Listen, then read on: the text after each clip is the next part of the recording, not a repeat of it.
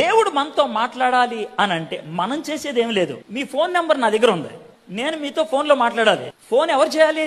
నేను. మీరేం చేయరు, నేనే చేయాలి. ఫోన్ చేసా నేను మీతో మాట్లాడాలి, మీరేం చేయాలి?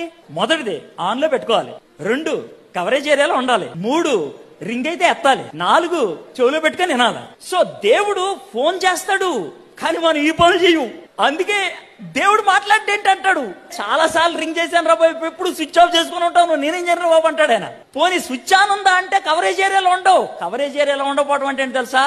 చర్చిలో ఉంటావు, ఎక్కడేమో స్తోత్ర బలి అని పాడతావు, బాహుబలి టికెట్లు దొరికే లేదో ఆలోచిస్తావు నువ్వు. మరి అప్పుడు దేవుడు ఏం మాట్లాడగలడు? He cannot talk. దేవుడు మనతో మాట్లాడాలి అని అంటే కనుక మనం వినటానికి సంసిద్ధత ఉండాలి. చెప్పు ప్రభా అని అంటే ఆయన మాట్లాడతాడు. సో బేసిక్ గా మన వర్క్ ఏంటి తెలుసా? వినటానికి ఇష్టపడాలి.